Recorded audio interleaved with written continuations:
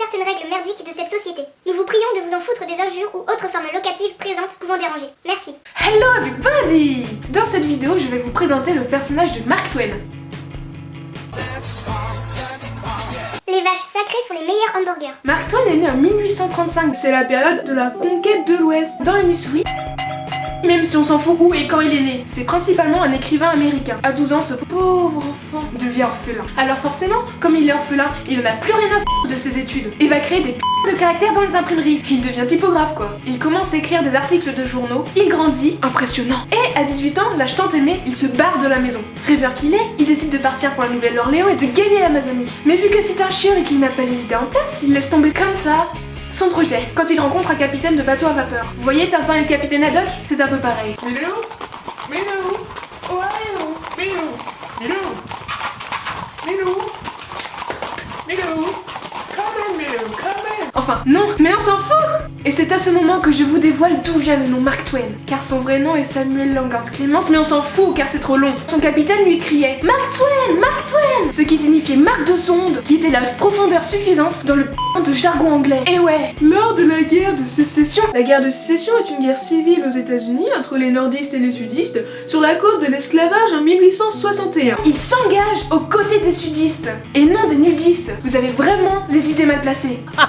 Mais ce gentil Marco, appelons-le Marco, ne voulant pas se battre au maintien de l'esclavage, il court, il court, il court, il court, le ferait du bois métal, jusqu'aux montagnes du Nevada par sa soif de l'or. L'or n'est pas une boisson. Mais toujours en vouloir plus n'est pas forcément très utile car il y a les difficultés financières. En plus, jamais content, vient à lui le manque de l'aventure. Sorry, have you seen Adventure Anywhere? Il devient reporter à San Francisco et se déplace en Europe. Monsieur aime voyager en tant que correspondant de presse. Il publie son premier conte, La grenouille sauteuse du comté de Calderas.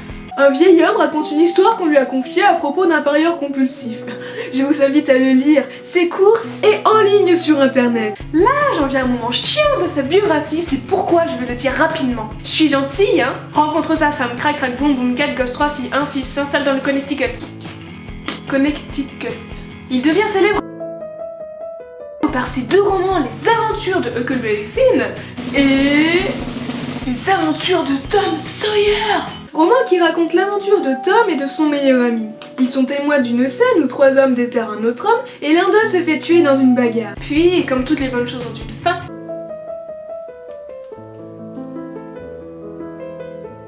la fin de sa vie s'assombrit par des problèmes financiers, la perte de l'une de ses filles, de sa femme et d'une autre de ses filles. Il meurt en 1910. Pourquoi? Oh, tout simplement parce qu'il avait les poumons fatigués. Concernant ses œuvres, il est l'un des premiers à utiliser le langage de la vie réelle des États du Sud et de l'Ouest.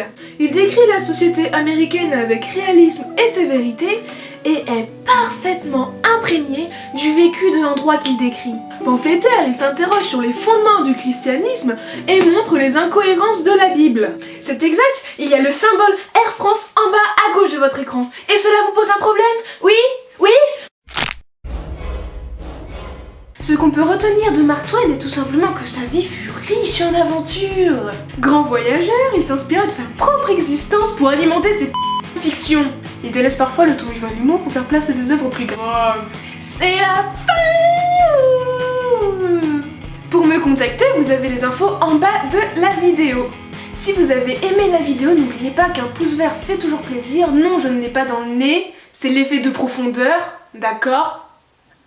Là, tu vois, là il est vrai. Vous pouvez vous abonner à la chaîne ou bien la partager et n'oubliez pas que rien qu'un petit pouce vert fait vraiment très plaisir. Merci, ciao.